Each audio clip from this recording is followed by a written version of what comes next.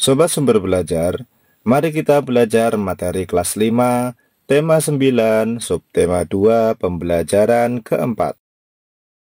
Sepulang sekolah, Udin hendak beristirahat. Udin mendengarkan radio sambil tiduran. Acara yang Udin dengarkan yaitu lagu-lagu daerah. Banyak selingan iklan sebagai jeda lagu. Salah satu iklan yang didengar Udin adalah iklan pengobatan alternatif. Iklan pengobatan alternatif merupakan jenis iklan kesehatan. Masih banyak jenis iklan yang dipaparkan melalui radio, juga melalui televisi dan internet. Tidak lama kemudian Udin tidur. Udin lupa mematikan radionya. Bangun tidur, Udin langsung mematikan radionya. Udin beranjak dari tempat tidurnya menuju kamar mandi untuk mencuci muka. Setelah mencuci muka, Udin bergabung dengan ibu, ayah, dan adik di ruang keluarga menonton televisi. Seperti radio yang didengarkan Udin, di televisi pun ada jeda iklannya. Iklan melalui radio dan televisi disebut iklan elektronik. Media elektronik lainnya yang bisa digunakan untuk menayangkan iklan adalah internet. Isi iklan elektronik sangat beragam. Oleh karena itu ada banyak jenis iklan elektronik dilihat dari segi sisinya.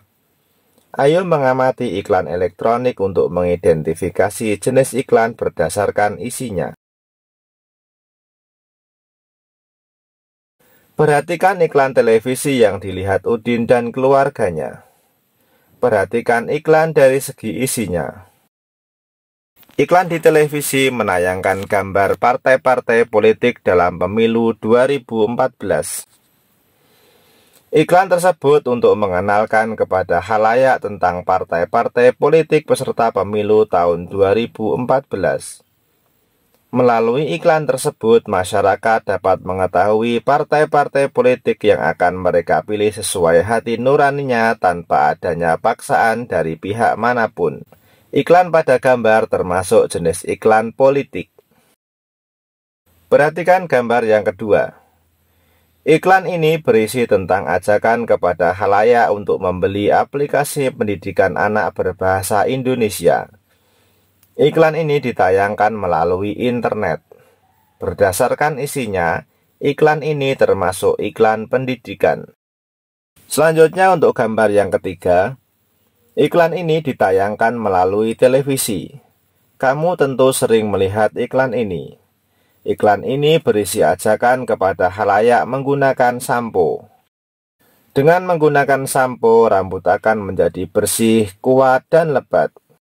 Dilihat dari isinya, iklan sampo ini termasuk jenis iklan kecantikan. Sobat Sumber Belajar, kamu telah mengetahui beberapa jenis iklan elektronik dilihat dari isinya. Ada iklan politik, pendidikan, dan kecantikan. Masih banyak jenis iklan elektronik lainnya dilihat dari isinya. Coba kamu identifikasi jenis-jenis iklan elektronik dilihat dari isinya. Tuliskan hasil identifikasimu dalam lembar tugas. Sertakan gambar iklannya. Setiap anak minimal membuat 2 contoh iklan dari satu jenis iklan. Misalnya 2 iklan tentang pendidikan atau 2 iklan tentang kecantikan. Sobat Sumber Belajar, keluarga Udin hidup rukun. Mereka selalu menyempatkan berkumpul dalam ruang keluarga. Keluarga Udin juga membiasakan beribadah bersama. Keluarga Udin tidak hanya rukun dengan anggota keluarga. Keluarga Udin juga rukun dengan tetangganya. Ketika tetangganya mengalami musibah seperti kematian, keluarga Udin memberikan bantuan dengan ikhlas. Dalam 1 minggu, keluarga Udin melakukan olahraga bersama sebanyak 3 kali. Olahraga dilakukan pagi hari sebelum persiapan bekerja dan sekolah. Olahraga yang biasa dilakukan keluarga Udin adalah senam pagi. Sebelum pelaksanaan senam, Udin dan ayah bekerja sama mempersiapkan radio kaset dan kasetnya untuk mengiringi senam. Ibu menyiapkan air mineral untuk minum saat istirahat.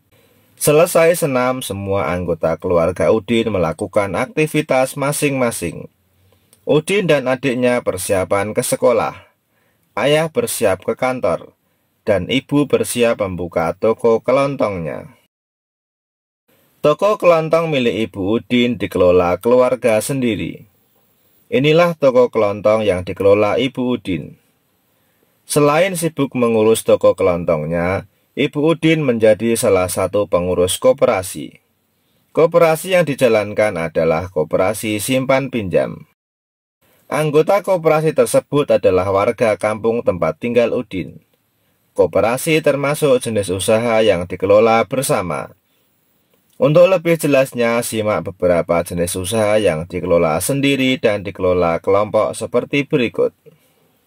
Sobat Sumber Belajar, jenis usaha ekonomi berdasarkan pengelolanya dibagi menjadi dua. Yang pertama, usaha ekonomi yang dikelola sendiri, dan yang kedua, usaha ekonomi yang dikelola kelompok. Usaha ekonomi yang dikelola sendiri antara lain, yang pertama, pertanian. Seorang petani kebanyakan mengelola usaha pertanian secara perseorangan dengan modal terbatas. Meskipun demikian, ada juga usaha pertanian yang dilakukan secara besar-besaran, namun hanya beberapa orang saja yang bisa melakukannya. Yang kedua, industri kecil. Industri kecil biasanya berupa industri rumah tangga. Industri kecil biasanya dikelola secara perseorangan. Contoh industri kecil seperti kerajinan, misalnya mebel meja, kursi, dan lemari. Industri keramik, kerajinan anyaman, dan tembikar. Yang ketiga, usaha perdagangan. Usaha perdagangan yang dikelola secara perseorangan biasanya perdagangan dalam jumlah kecil sampai menengah. Contohnya usaha membuka toko kecil seperti toko kelontong milik Ibu Udin. Contoh lainnya seperti membuka warung, penjajah keliling, pedagang kaki lima, pedagang di lapak-lapak pasar, dan pedagang hasil bumi.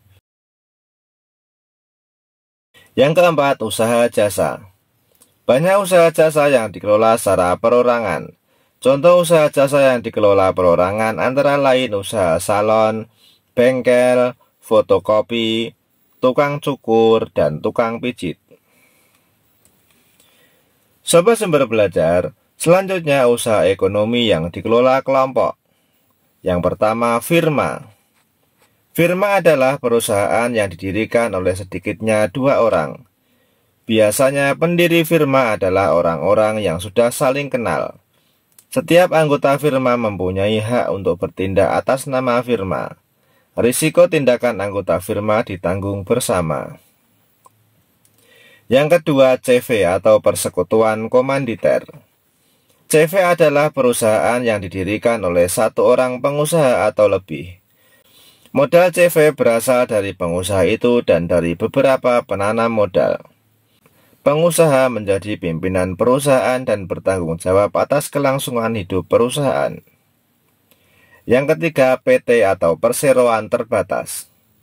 PT adalah perusahaan yang modalnya diperoleh dari penjualan saham. Saham adalah surat berharga sebagai tanda keikutsertaan menanamkan modal dalam perusahaan. Yang keempat, BUMN. BUMN atau perusahaan negara adalah perusahaan yang seluruh modalnya dimiliki oleh negara.